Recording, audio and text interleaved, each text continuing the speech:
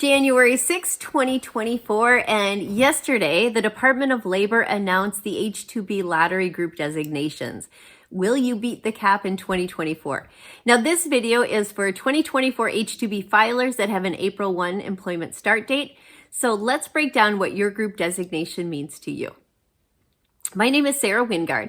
I am a U.S. immigration attorney by training, and our law firm, Wingard Law, does a heck of a lot of H2B filings every year. We've been doing it for about 10 years now.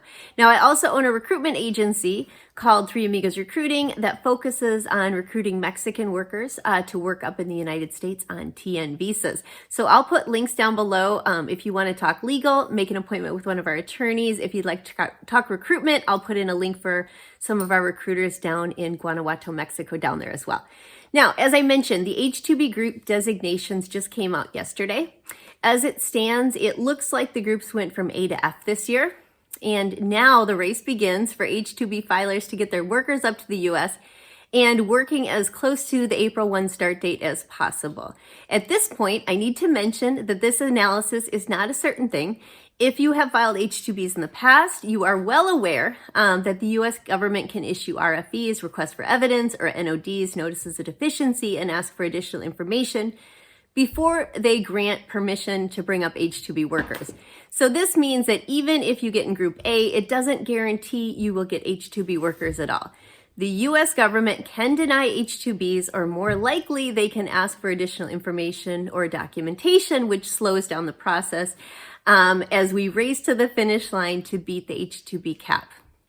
Now, on to the groups. For Group A, congratulations, well done in the randomized lottery.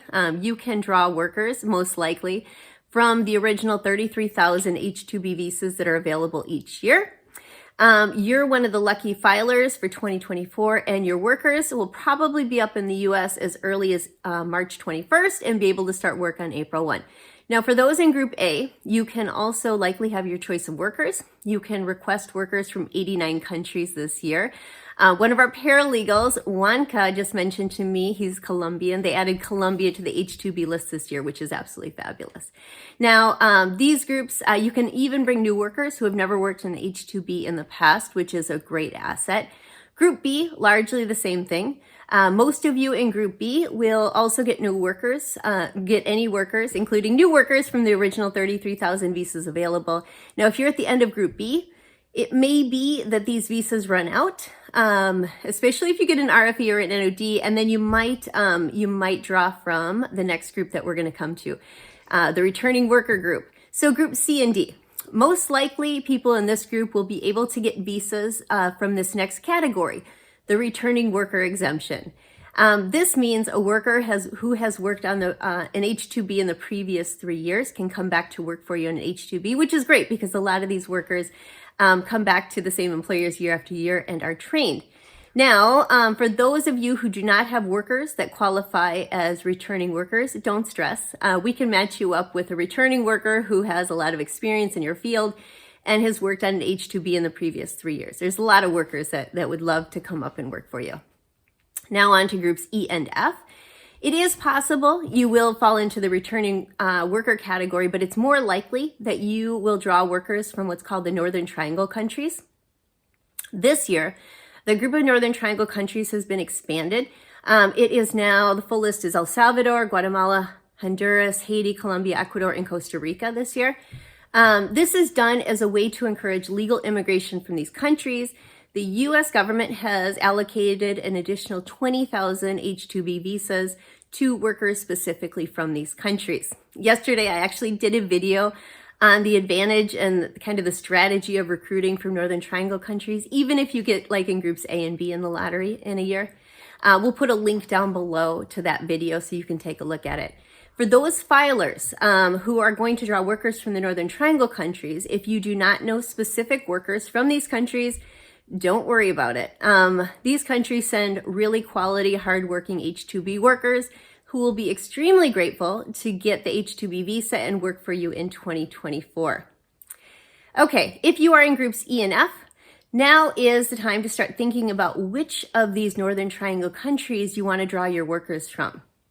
Many of these countries have free recruitment programs for H2 petitioners, H2B and H2A petitioners.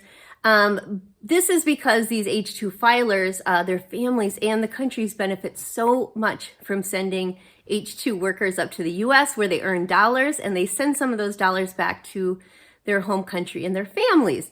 So these countries want to make it as easy as possible for you to sponsor workers from their countries on an H2B visa. So for the Northern Triangle filers, the question becomes which of the Northern Triangle countries you should draw your workers from. Okay, so I was just in a meeting last week with USAID and representatives of the governments of Guatemala, Honduras, and El Salvador. These are all Northern Triangle countries. These governments have recruitment programs, free recruitment programs. They will recruit, vet, and fast track your worker through their consulate and appointment in an effort to get your workers to you as early in your season as possible. These countries have been in the Northern Triangle designation for quite a few years now, so they're a bit further ahead than some of the other countries. At this point, I also want to mention that a successful H2B season is not only getting H2B workers, but it's also getting them to you and working as close to April 1 as possible. That's your goal. An H2B filer first needs to get DOL certification, which they then take and file with USCIS when you file your I-129. Now, the DOL reviews your H2B. That was the paperwork that was just filed for you on January 2nd. And they're going to put you into recruitment, and you must show that you can legitimately not find U.S. workers for the job. Now, it's only after this step with the DOL is complete that you can turn around and file your I-129 with USCIS. If the DOL doesn't grant your certification until, say, the end of April, then it's only at that time that you can then file to get approval with USCIS. USCIS has 15 calendar days to adjudicate your petition, and then you schedule the consulate appointments. So you can see if the DOL works slowly, then it's a problem for you because everything gets set back. It can slow the entire process down for you. Now, it is for this reason that you also need to consider how quickly each consulate can process your H2B workers. Okay, Guatemala, Honduras, and El Salvador. They have been included in the list of Northern Triangle countries for a few years now, so they're faster with recruitment and appointments than some of the other countries. Now, in the meeting with USAID, this was the issue that they spent a lot of time talking about. Basically, in the past few years, 5 years ago, I would have largely tried to avoid filing for workers in these countries because it took too long to get through the consulate to get your H2B workers up and working for you. But the good news is that these countries are aware of the problems and they've been working on it. So for example, Guatemala, 5 years ago, it took 55 days to process H2B workers. That is really largely unworkable for H2Bs. They're working on it. They're now down to 17 days. El Salvador, it took 42 days. They're now down to 14. And the big winner here is Honduras, which used to take 24 days, and now they're down to 8 days. Now, 8 days is impressive. This is a number that can compete with Mexico in processing times. There it is. There you have it. If you're recruiting from Northern Triangle, personally, I would start focusing on Honduras. The 2024 H2B season is sure shaping up to be a good one. My advice, if you do get an RFE or an NOD, get the requested information to the government as quickly as possible. Also, once you have approval of your I-129, get the consulate appointments as quickly as possible. Finally, have a good season. Thank you for watching. Please click on the link below to like our page. Every time the U.S. government updates the 2024 H2B cap count, we're going to be releasing a video and letting you know about it.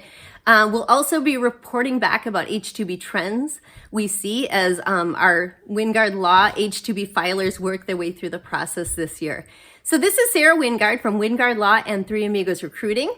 If you have any questions or would just like to schedule an appointment with one of our attorneys, click on the link below. Also, if you have any TN visa needs and want to recruit some Mexican workers, I'll put the link below to some of our recruiters down in Guanajuato, Mexico, so you can schedule a free consultation. Finally, good luck in beating the cap this year. Cheers to a fabulous 2024 H2B season.